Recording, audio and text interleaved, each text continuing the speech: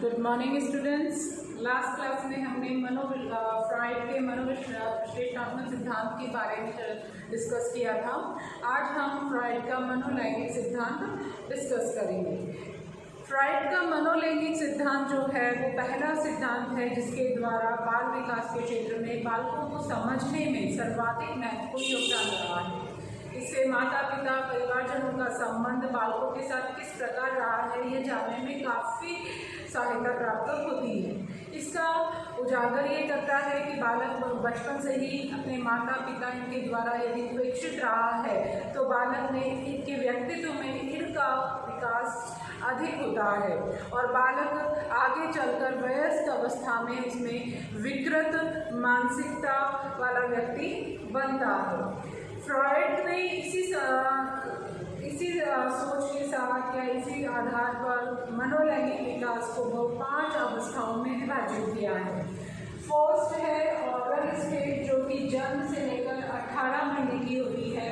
Second है anal stage जो कि 9 मंथ से लेकर 6 इयर्स तक चलती है। थर्ड है फैलिक स्टेज जो 3 इयर्स टू 6 इयर्स की होती है और लेटेंसी स्टेज जो कि 6 to 11 इयर्स की होती है और लास्ट है जेनिटल स्टेज जो कि 12 इयर्स से 20 इयर्स तक की होती है। ऑरल स्टेज जो की है उसको वापस 2 भागों में विभाजित किया है फ्रॉइड ने उसे अच्छे से एक्सप्लेन करने के लिए, समझने के लिए। इसमें फर्स्ट है ऑरल सकिंग जो कि जन्म से 1 मंथ और दूसरी होती है ऑरल बाइटिंग जो कि 1 मंथ से 18 मंथ तक चलती है। ऑरल सकिंग जो होती है यानी कि सुकिंग यानी चूसना, इस अवस्था में बालक का सबसे मुख्य क्रिया जो होती है वो होती है चूसने की क्रिया और इसी क्रिया के माध्यम से वह अपना टमी सेटिस्फैक्शन भी करता है, साथ ही लैंगिक सेटिस्फैक्शन भी उसका होता है। सबसे ज़्यादा इस अवस्था में उसकी यही क्रिया होती है जिसके माध्यम से वह सारी चीज़ों का प्रदर्शन भी करता है। वह अपने माता के या अपने परिवारजनों के जो भी उसके सबसे घनिष्ठ पालनहार होते हैं उनके गालों को, उनके हाथों को, उनके अंगूठों को, अंगुलियों को, अपनी ही अंगुलियों को, अपने हाथों को, सबको चूसता रहता है। जैसे भी उसको जो चीज़ मिलती है वह उस क्रिया का बार बार रिपीटेशन करता रहता है। यानी कि हम कह सकते हैं कि इस अवस्था में बालक मुख्य रूप से यही क्रिया करता है और इस क्रिया के माध्यम से बालक अपनी लैंगिक इच्छाओं की संतुष्टि प्राप्त करता है। 6 से 7 माह की अवस्था में जब बालक को ऊपरी आहार प्रदान किया जाने लगता है तो उसकी चूसने की जो क्रियाएं हैं वो थोड़ी कम हो जाती हैं या उसमें बाधा उत्पन्न होने लगती हैं, जिसकी वजह से वह बालक चिड़चिड़ा होने लगता है और बालक के मन में हीन भावनाएं, कुंठाएं उत्पन्न होने लगती हैं जिससे उसके व्यक्तित्व के विकास में गड़बड़ी होने लगती है। यह जो अवस्था होती है वह इड से प्रभावित होती है। फ्राइड के अनुसार कि यह अवस्था जो कि ऑरल सकिंग की अवस्था होती है वह इड से प्रभावित होती है। इस अवस्था में इड का विकास ज़्यादा होता है और बालक जो भी क्रियाएं करता है वह सुख की प्राप्ति उसका मुख्य उद्देश्य होती है। सुख प्राप्त करना ही उसका मुख्य उद्देश्य होता है और इसी उद्देश्य की पूर्ति के लिए वह कुछ भी जो भी उसके हाथ में है, नॉट इवन इस अवस्था के बालक उनके जो पैरों के जो थंब होते हैं उनको भी अपने मुंह में लेकर चूसते रहते हैं। फ्राइड का मानना है कि यदि इस अवस्था में बालक के व्यक्तित्व विकास में गड़बड़ी उत्पन्न होती है, उसका उनमें हीन भावनाएं, कुंठाएं उसके मन में पनपती हैं तो इसका प्रभाव वयस्क अवस्था में ज़्यादा दिखाई देता है। वयस्क अवस्था में जाकर इस प्रकार के जो बालक होते हैं वो मानसिक रोगों से ग्रसित हो जाते हैं, उनमें मानसिक विकृतियाँ ज़्यादा दिखाई देती है। फ्रॉइड ने इसी को संवेगात्मक अनुभव का नाम दिया है। सेकेंड स्टेज जो इसमें बताई है वो है ऑरल बाइटिंग जो कि हमने कहा है 8 मंथ से 18 मंथ तक चलती है और यह वो इस अवस्था में पूर्व की अवस्थाओं के साथ साथ व्यक्तित्व की अन्य विशिष्टताएं भी इस अवस्था में परिलक्षित होती हैं। इस अवस्था में बालक पूर्व की क्रियाएं जैसे जो वह कर रहा था, जो हमने कही है चूसने की क्रिया, वह तो करता ही है, साथ में नई क्रिया के रूप में काटने की जो क्रिया होती है वह भी करना प्रारंभ कर देता है, और इस क्रिया के द्वारा वह अपनी इच्छाओं की तृप्ति करने का प्रयास करता है, जिसमें वह अपने माता और अन्य परिवर्जनों के नाक, गाल, हाथ जो भी उसके पास आता है उन्हें काटना प्रारंभ कर देता है, और इसका प्रदर्शन वह काटकर ही करता है। इस अवस्था में बालक अपनी माता से काफ़ी स्नेह करने लगता है और साथ में घृणा भी करने लगता है। स्नेह इसलिए करता है क्योंकि माता उसकी आवश्यकताओं की पूर्ति करती है, और घृणा इसलिए करता है कि वह अपने दूसरे भाई बहनों को भी स्नेह करती है। तो उसका जो प्यार है वह बढ़ता हुआ देखकर वह अपनी माता से घृणा भी करने लग जाता है। फ्रॉइड ने इसे दूसरा सबसे बड़ा संवेगात्मक अनुभव कहा है, और इस अवस्था में इड और ईगो से इड जो होता है वो ईगो से अलग होने लगता है, और इस अवस्था में यदि उचित ध्यान ना दिया जाए, उचित लालन पालन ना किया जाए बच्चों का, तो बालक में आगे चलकर यानी वयस्क अवस्था में कुछ गलत आदतों का निर्माण होने की संभावनाएं बढ़ जाती हैं, जैसे धूम्रपान करना, शराब पीना, जुआ खेलना, ओवर ईटिंग करना आदि। इस अवस्था के जो बालक होते हैं वो जनरली ये दोनों क्रियाएं कर ही अपनी सारी इच्छाओं की संतुष्टि करने का प्रयास करते हैं। नेक्स्ट सेकंड स्टेज हमने कही है एनल स्टेज, जो 9 मंथ से 6 ईयर्स तक की होती है, और इस अवस्था में ईगो का विकास काफ़ी हो जाता है।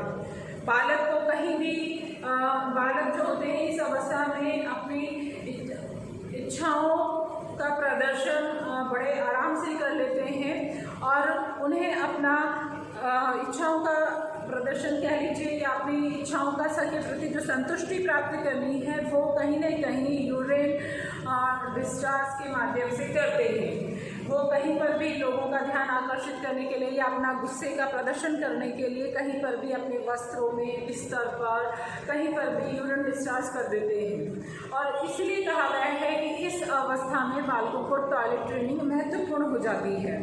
फिर नेक्स्ट स्टेज आती है हमारी एनल स्टेज जो होती है, उन्हें भी 2 भागों में विभाजित किया गया है। फर्स्ट है एनल एक्सपल्सिव और दूसरा होता है एनल रिटेंटिव स्टेज।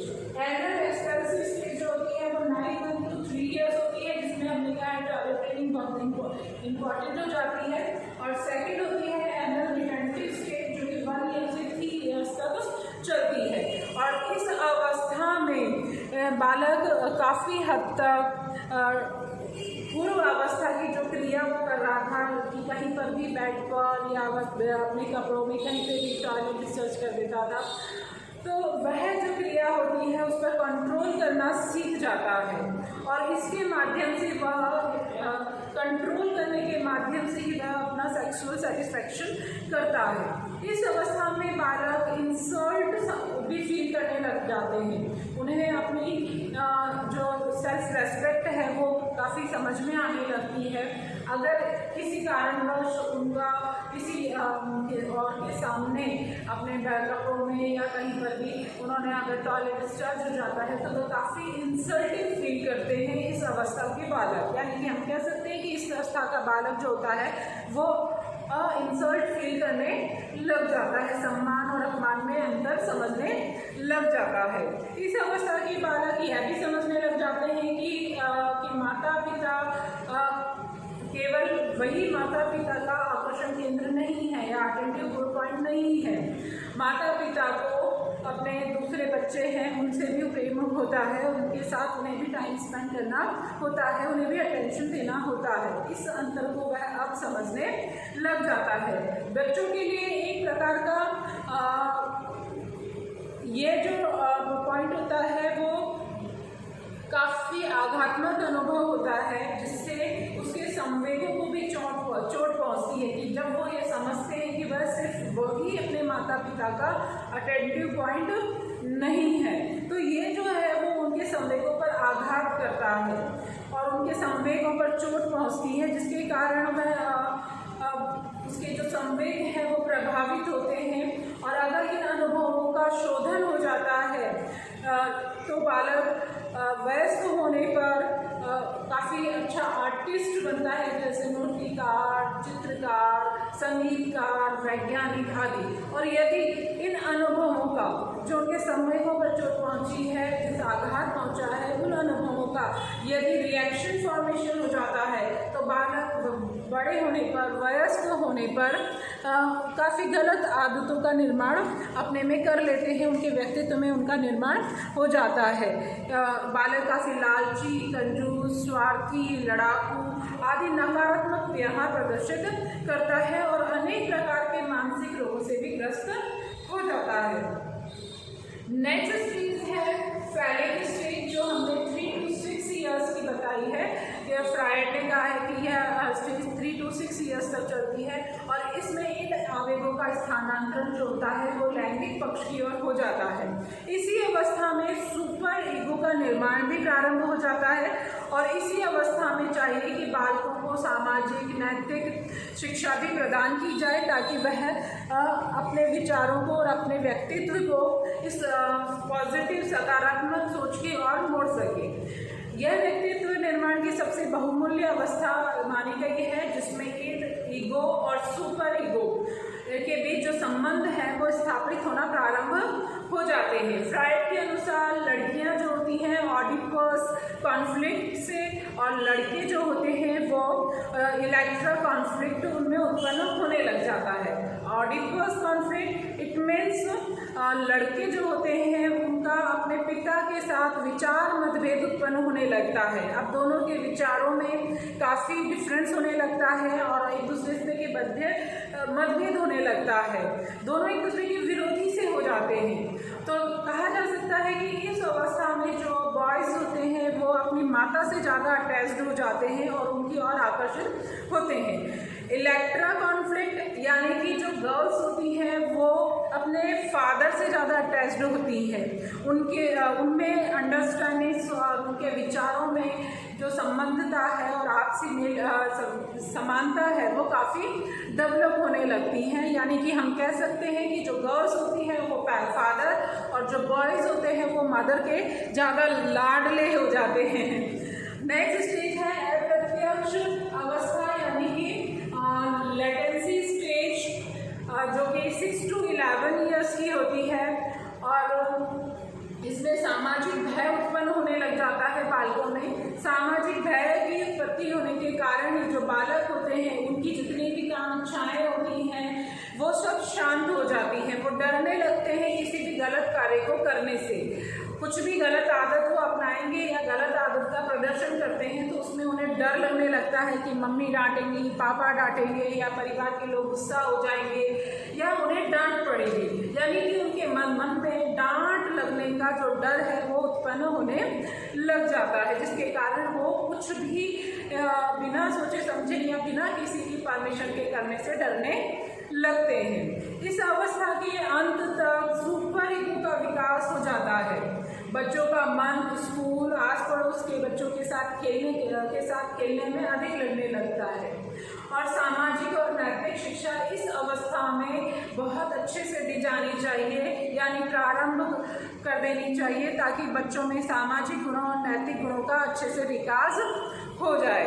और माता के प्रति प्रेम जो होता है, स्नेह जो होता है वो रेस्पेक्ट, सम्मान में परिवर्तित हो जाता है इस अवस्था में। अब वो अपनी माता से रेस्पेक्टफुली बात करना, उनके प्रति अपने मन में रेस्पेक्ट लाना प्रारंभ कर देते हैं।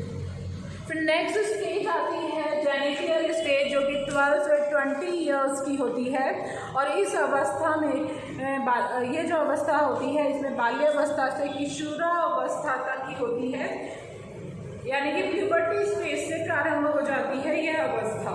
इस अवस्था के बालकों में पुनः वापस डिफरेंट सेक्सुअल पर्सन्स के प्रति अट्रैक्शन बढ़ जाता है, यानी काम भावनाएं जागृत हो जाती हैं। अब इस अवस्था के बालक अपने से डिफरेंट जो सेक्स होता है उनके प्रति आकर्षित होते हैं, उनके बारे में जानना चाहते हैं और उनके बारे में उनकी काफ़ी क्यूरीज होती है। उनसे बातें करना, उनसे गॉसिप्स करना, उनसे फ्रेंडशिप करना उन्हें काफ़ी अच्छा लगता है। और इन्हीं के कारण जो बालक होते हैं वो उनकी बॉयज़ की गर्ल फ्रेंड्स बनना, बॉयज़ एंड गर्ल्स के फ्रेंड्स बनना प्रारंभ हो जाते हैं और उनकी आपस में मित्रताएं काफ़ी हद तक बढ़ जाती हैं। इस अवस्था के अंतर जो बालक होते हैं वो ये काफ़ी समझदार हो जाते हैं। यह स्टेज जब एंड होती है तब तक बालक काफ़ी समझदार हो जाते हैं।